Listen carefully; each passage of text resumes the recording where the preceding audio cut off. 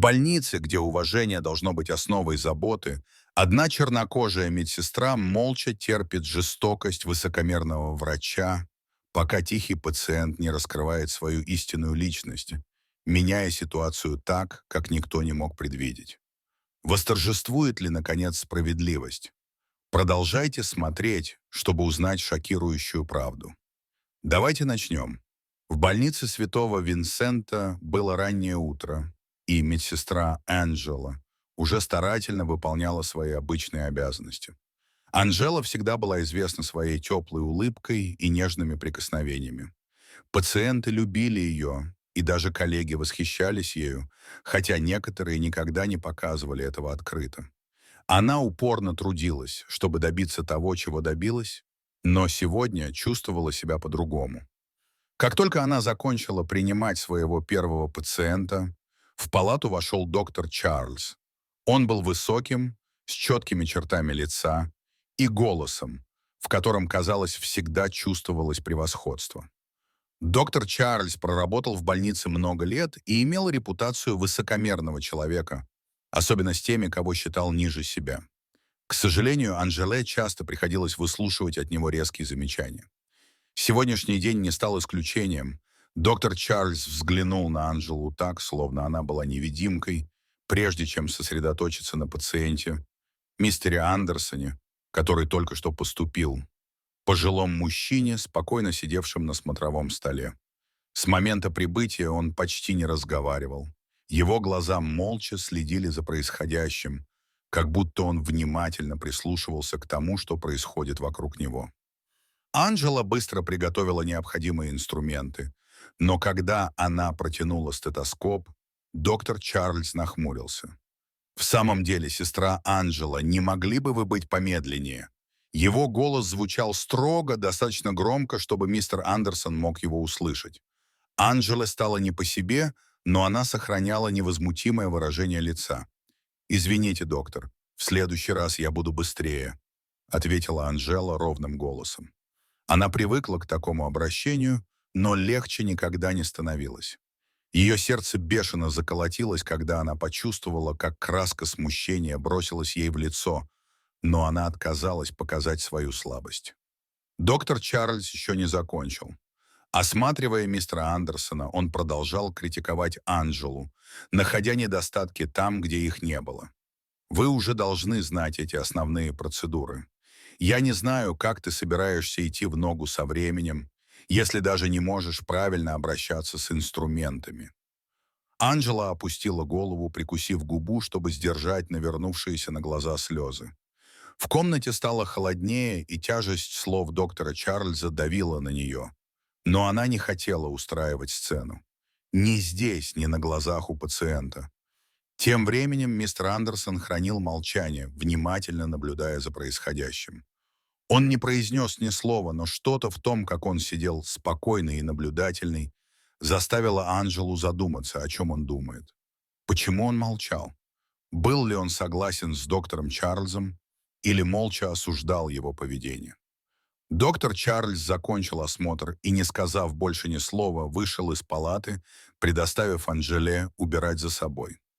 Дверь за ним со щелчком закрылась, и на мгновение остался только звук убираемого медицинского оборудования.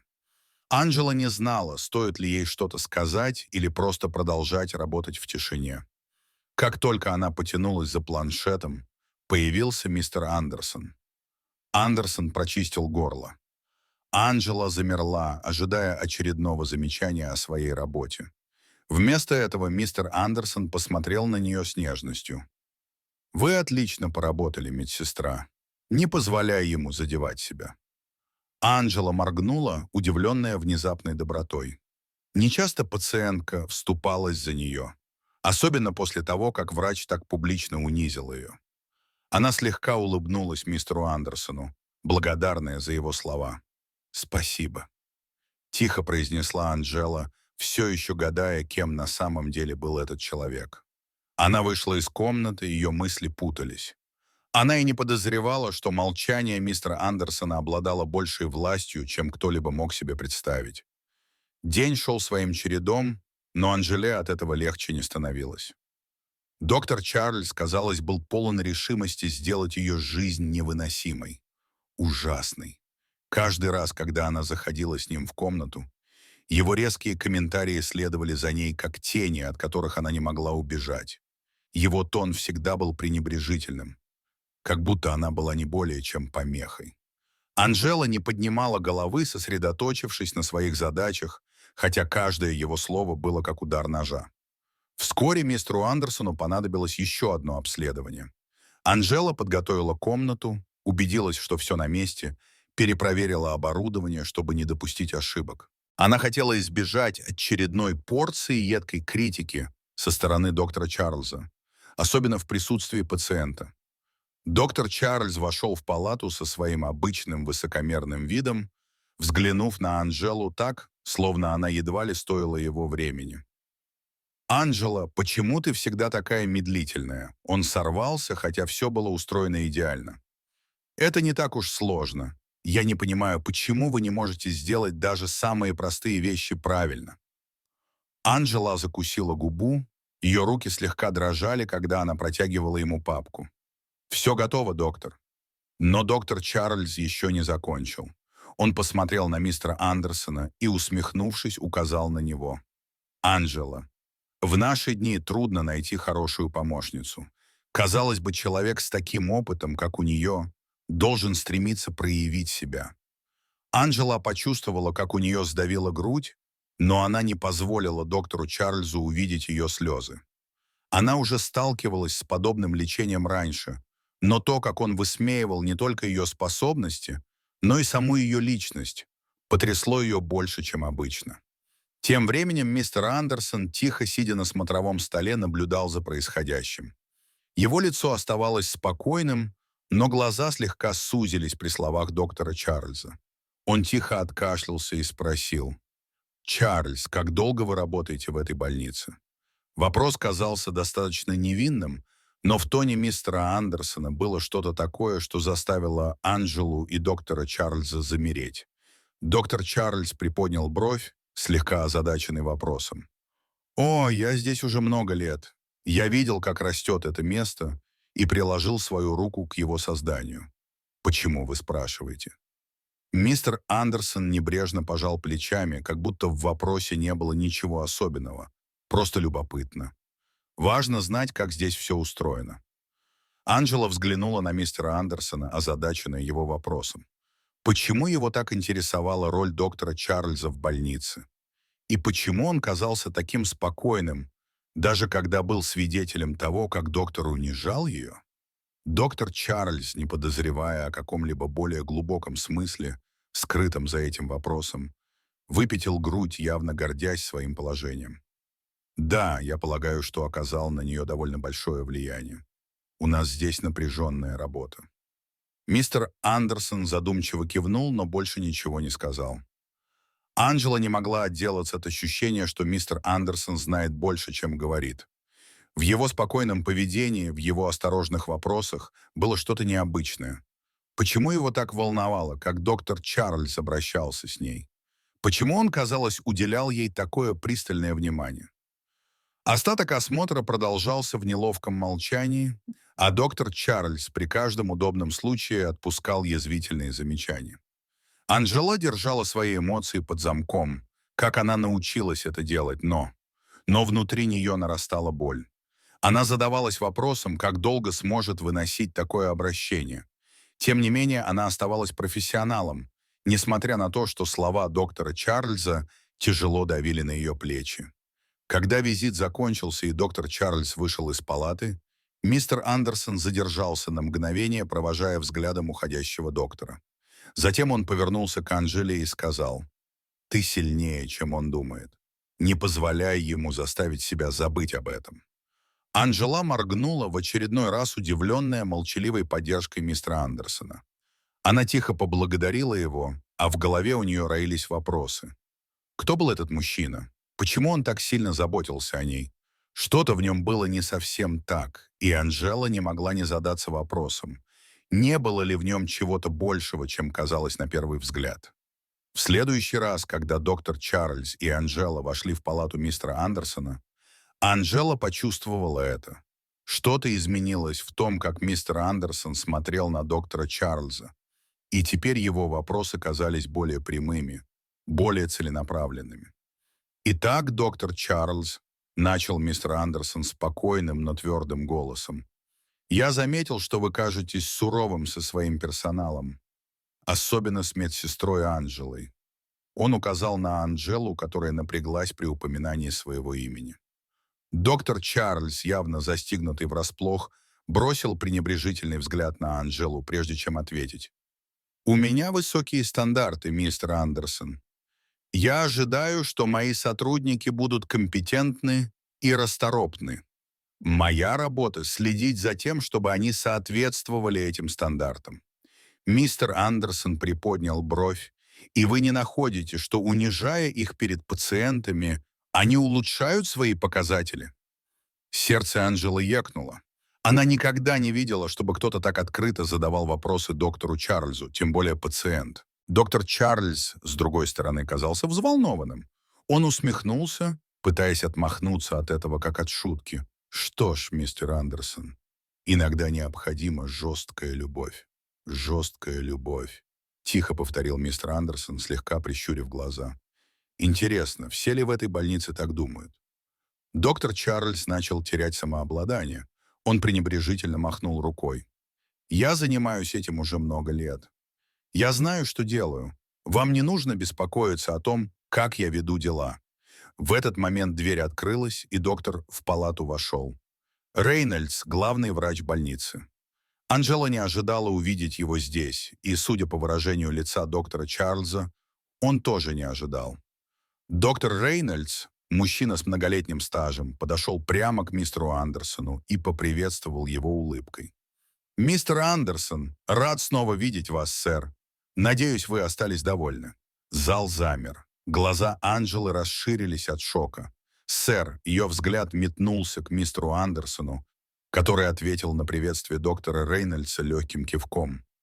Доктор Чарльз, заметно побледнев, недоверчиво уставился на мистера Андерсона. «Сэр», — повторил он, — «подождите, кто такой мистер Андерсон?» Доктор Рейнольдс бросил на доктора Чарльза взгляд, который ясно давал понять, что он должен был знать. «Мистер Андерсон — один из крупнейших благотворителей больницы. Доктор Рейнольдс объяснил, он во многом помог создать то, чем является эта больница сегодня. Мы многим ему обязаны». Мысли Анжелы метались.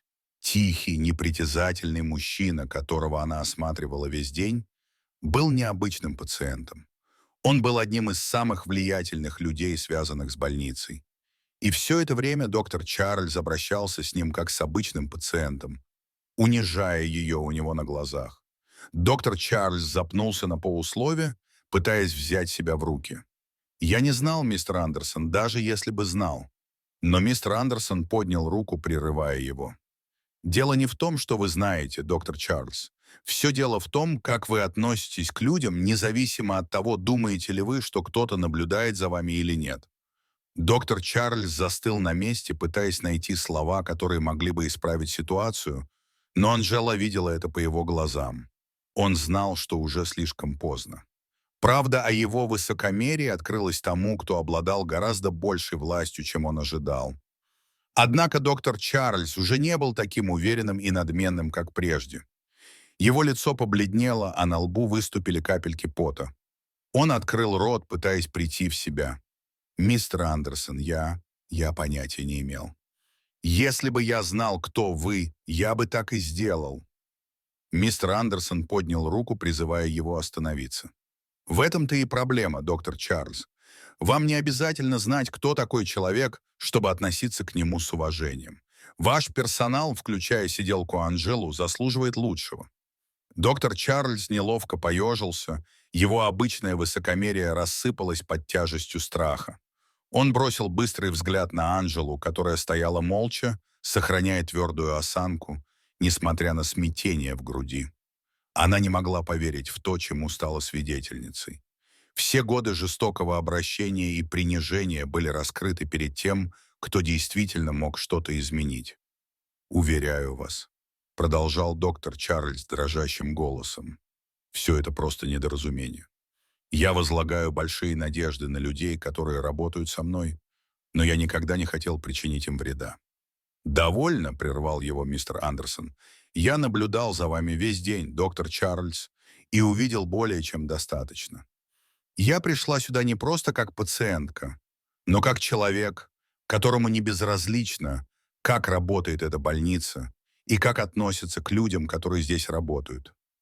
Сердце Анжелы учащенно забилось, когда мистер Андерсон повернулся к ней, выражение его лица смягчилось.